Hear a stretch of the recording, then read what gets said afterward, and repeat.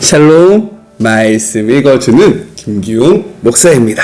오늘도 기대하는 마음과 사모하는 마음을 가지고 하나님의 말씀 함께 읽겠습니다. 마태복음 17장 14절부터 27절까지의 말씀입니다. 그들이 산 밑으로 내려오니 사람들이 떼를 지어 기다리고 있었다. 그들이 다가가자 한 남자가 무리 중에서 나와 무릎을 꿇고 간청했다. 주님, 제 아들을 불쌍히 여겨주십시오. 아들이 정신을 잃고 발작을 일으키며 몹시 고통스러워하고 있습니다. 자주 불 속에 뛰어들기도 하고 어떤 때는 물 속에 뛰어들기도 합니다. 주님의 제자들에게 데리고 왔지만 그들은 속수무책입니다. 예수께서 말씀하셨다. 하나님도 모르고 삶의 중심도 없는 세대요. 내가 같은 말을 몇 번이나 해야 하느냐? 얼마나 더 참아야 하느냐? 아이를 이리 데려오너라. 예수께서 괴롭히는 귀신에게 나가라고 명하셨다. 그러자 귀신이 나갔다. 그때부터 아이가 멀쩡해졌다. 제자들이 예수와 따로 있게 되었을 때 물었다. 왜 저희는 쫓아내지 못했습니까? 너희가 아직 하나님이 진지하게 대하지 않아서 그렇다. 예수께서 말씀하셨다. 여기 단순한 진리가 있다. 곧 너희에게 깨알 만한 믿음만 있어도 너희가 이 산더러 움직여라 하면 산이 움직일 것이다.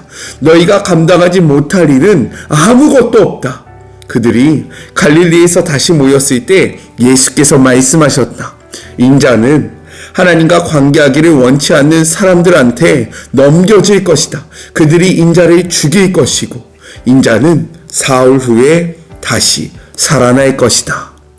제자들은 몹시 두려워했다. 그들이 가버나움에 이르자 세금 징수원들이 베드로에게 와서 물었다. 당신의 선생님은 세금을 냅니까? 베드로가 말했다. 물론입니다. 베드로가 집에 들어가자 예수께서 먼저 물으셨다. 시몬아, 내 생각은 어떠냐? 왕이 세금을 거두면 누가 세금을 내느냐? 왕의 자녀들이냐? 백성이냐? 그가 대답했다. 백성입니다. 그러자 예수께서 말씀하셨다. 그럼 자녀들은 면제받는 것이 아니냐? 하지만 저들을 공연히 건드릴 것이 없으니 너는 호수에 가서 낚시를 던져 저 무는 고기를 잡아 올려라. 고기의 입을 열면 동전 하나가 나올 것이다. 그것을 가져다가 세금 징수원들에게 주어라. 너와 내 몫으로 충분할 것이다. 이것은 하나님의 말씀입니다. 오늘 말씀은 내용상 두 부분으로 나눠서 생각해 볼 수 있습니다. 먼저 첫 번째 14절부터 23절 겨자씨 하나만큼의 믿음에 대해서 이야기를 하고 계세요. 주일 본문에 기록된 것처럼 예수님과 세 제자가 산 위에서 내려와 다른 제자들과 함께 할 때 한 사람이 예수님 앞에 나와 엎드려 자신의 아들을 고쳐달라라고 간청을 합니다. 문제는 예수님께 나오기 전에 9 제자들에게 아들을 데려가 고쳐달라라고 간청했지만 그들이 능히 이를 고치지 못했다라는 점입니다. 우리 16절의 말씀을 같이 한번 읽어볼게요. 내가 주의 제자들에게 데리고 왔으나 능히 고치지 못하더이다 라고 이야기합니다. 그런데 우리가 여기서 기억해야 할 것은 무엇이냐면 이미 제자들은요 예수님께 귀신을 제어할 능력과 병을 고치는 권세를 부여받은 상황이었다라는 것입니다. 우리 말씀을 통해서 한번 확인해 볼까요? 마태복음 10장 1절의 말씀입니다. 예수께서 그의 12 제자를 부르사 더러운 귀신을 쫓아내며 모든 병과 모든 약한 것을 고치는 권능을 주시니라 라고 분명하게 기록되어 있다라는 것. 그렇게 예수님은요 제자들에게 이렇게 이야기하는 겁니다. 17절의 말씀입니다. 예수께서 대답하여 이르시되 믿음이 없고 패역한 세대여 내가 얼마나 너희와 함께 있으며 얼마나 너희에게 참으리요 그를 이리로 데려오라 하시니라 라고 말씀하고 있어요. 예수님의 부재가요 제자들의 무능으로 나타나게 되었다라고 이야기하고 있는 겁니다. 예수님의 부재로 인한 제자들의 무능을 지적하신 예수님은요, 아이 안에 있던 귀신을 꾸짖으시며 아이를 고쳐주십니다. 이 모든 상황 속에서 제자들은요, 은밀하게 찾아와서 왜 자신들은 이러한 일을 하지 못하느냐라고 예수님 앞에 묻게 돼요. 우리 19절의 말씀을 같이 한번 읽어볼게요. 이때의 제자들이 조용히 예수께 나와 이르되 우리는 어찌하여 쫓아내지 못하였나이까? 이러한 질문을 받은 예수님은요, 20절 이렇게 말씀하십니다. 이르시되 너희 믿음이 작은 까닭이라. 진실로 너희에게 이르노니 만일 너희에게 믿음이 겨자씨 하나만큼만 있어도 이 산을 명하여 여기서 저리로 옮겨지리라 하면 옮겨질 것이요 또 너희가 못할 것이 없으리로다 라고 말씀하고 계신다라는 거예요. 그 이유가 무엇입니까? 믿음의 결핍이다 라고 말씀하고 계신 거죠. 그들에게 믿음이 없는 것은 아니었지만 능력을 행하기에는 충분하지 않았다라는 거예요. 실제로 제자들에게는요, 제자들은 예수님을 하나님의 아들이라고 고백하는 믿음이 있었다라는 겁니다. 우리 말씀을 통해서 한번 확인해 볼게요. 14장 33절의 말씀입니다. 배에 있는 사람들이, 이는 제자를 나타내거든요. 배에 있는 사람들이 예수께 절하며 이르되 진실로 하나님의 아들이소이다 하더라 라고 이야기합니다. 그리고 예수님께서 제자들에게 사람들은 나를 무엇이라고 이야기하냐라고 물으신 다음에 그렇다면 너희는 나를 누구냐라고 이야기할 때 베드로가 무엇이라고 이야기합니까? 제가 그때도 말씀을 나눌 때 이야기했었는데 베드로는요, 개인으로 이야기하는 것이 아니라 그 제자를 대표하는 것, 즉 제자의 고백이 무엇이었습니까? 주는 그리스도시요 살아계신 하나님의 아들입니다 라는 고백이 이미 그들 안에 있었다라는 거예요. 즉 믿음이 그들 안에 있었다라는 겁니다. 하지만 그들의 믿음이 작았던 이유는 무엇이냐? 바로 예수님의 부재로 인한 그들의 그 믿음의 약함이 그 이유였다라는 거예요. 능력의 근원 되시는 예수님이 그들 앞에 없자 그들은 자신이 소유했던 믿음에 대해서 흔들리게 되었고 그로 말미암아 아무런 능력을 행할 수 없었다라고 성경은 이야기하고 있는 겁니다. 이러한 제자들에게 예수님은요, 겨자씨 하나만의 작은 믿음을 요구하고 계신다라는 거예요. 왜요? 제자들이 소유해야 하는 참된 믿음이 무엇이냐면 예수님의 물리적 부재 가운데서도 예수님과의 연합을 유지하게 하는 능력이라 말할 수 있다라는 겁니다. 즉 이 겨자씨만한 작은 믿음은요, 예수님이 없을 때에도 예수님과의 연합하는 능력, 예수님의 그 임재하심을 느낌으로 예수님의 이름으로 행하는 그 모든 능력을 바로 나타내고 있다라는 겁니다. 이를 강조하기 위해서 22절과 23절에서 예수님은요, 두 번째로 자신의 순환 예고를 하게 되시는 거예요. 사람들이 자신을 넘기게 될 것이다. 즉 물리적인 부재의 시간이 찾아오게 될 것임을 다시 한번 강조합니다. 그러나 예수님께서는 다시 살아날 것이다. 그 부재는 영원하지 않고 그 부재는 금방 사라질 것이다. 그러니 무엇입니까? 겨자씨만한 믿음을 소유해야 한다라고 말씀하고 계신다라는 거예요. 오늘 이 말씀 앞에 우리에게는 겨자씨만한 작은 믿음이 있습니까? 즉 당장 우리의 삶의 모습을 보면 예수님의 부재처럼 보이는 이 상황이지 않아요? 예수님이 없는 것 같이 느껴지는 이 상황 속에서 우리와 함께 하시는 임마누엘의 믿음을 소유하고 있는지를 묻고 계신다라는 겁니다. 우리에게 이 모든 상황 속에서 우리와 함께 하심을 약속하신 그 임마누엘의 믿음이 우리 안에 있기를, 그리하여 정말로 이 큰 산더러 저리로 옮겨져라 했을 때 이것이 실제로 이루어지는 그러한 역사가 우리 안에 있기를 간절히 소망합니다. 믿음은요, 예수님이 없는 부재의 상황 속에서도 예수님과의 연합을 할 수 있는 능력을 나타낸다라는 거예요. 그러한 믿음이 우리 안에 있기를 간절히 소망합니다. 둘째, 24절부터 27절 성전세 논란에 대해서 이야기를 하고 있습니다.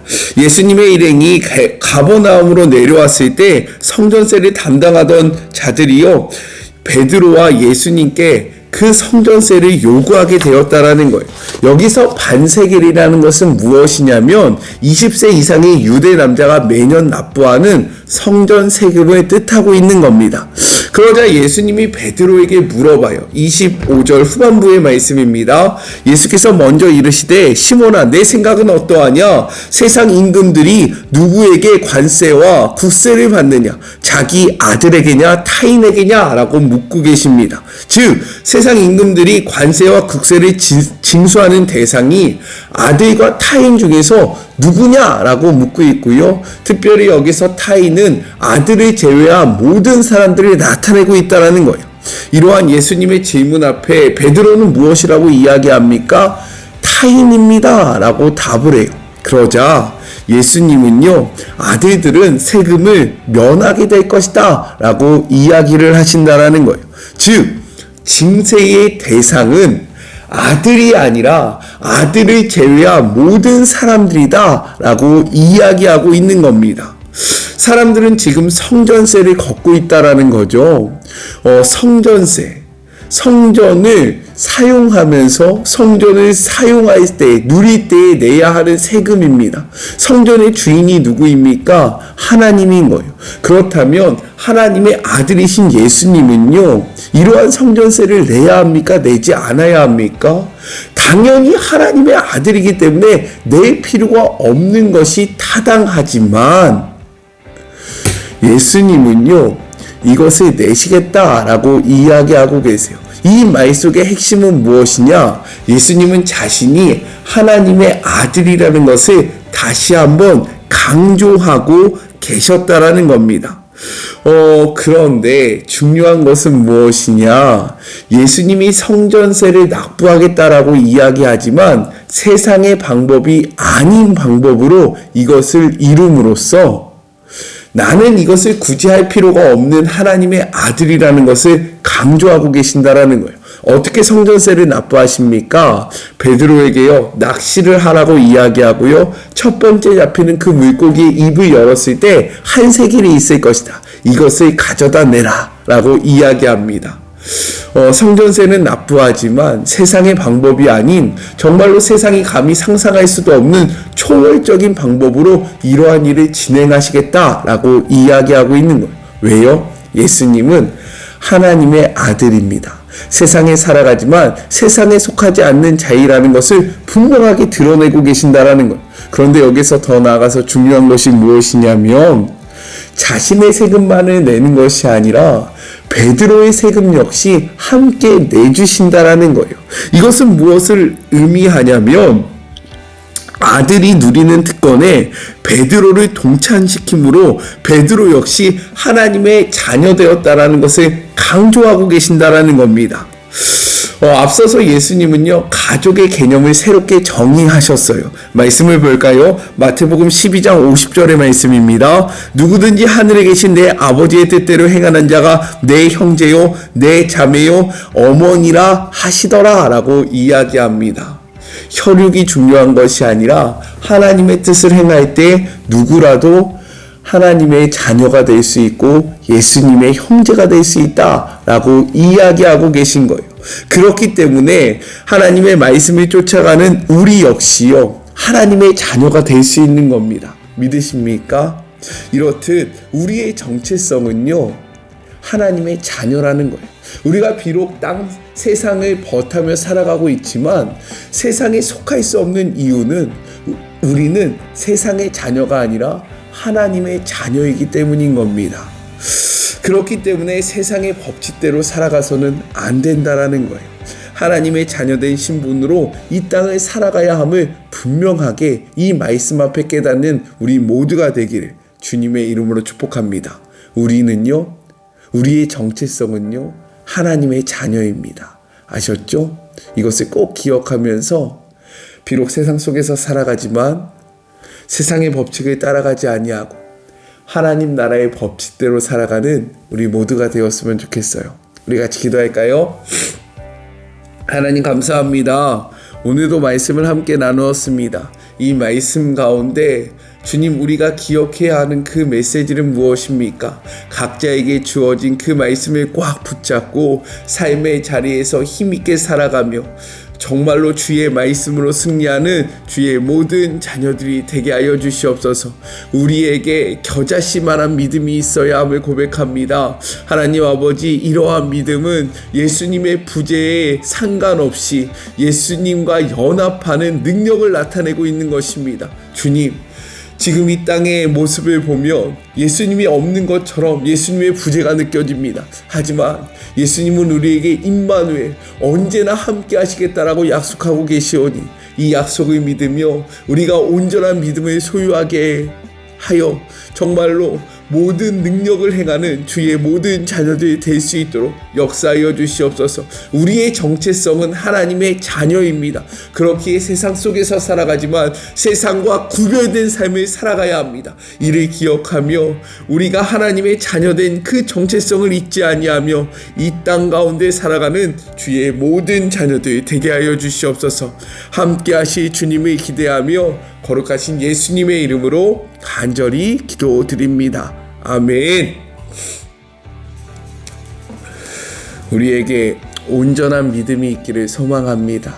또한 우리는 하나님의 자녀되었는 이러한 정체성이 우리의 정말로 진정한 정체성이라는 것을 깨달으시면서요, 세상 속에서 살아가지만 세상과 다른 방식과 다른 법칙으로 살아가는 우리 모두가 되었으면 좋겠습니다. 저는요, 또 내일 만나도록 할게요. 사랑하고 주님의 이름으로 축복하면서 오늘 하루도 힘내세요. 우리 내일 만나요. 안녕. 오늘도 수고하셨습니다.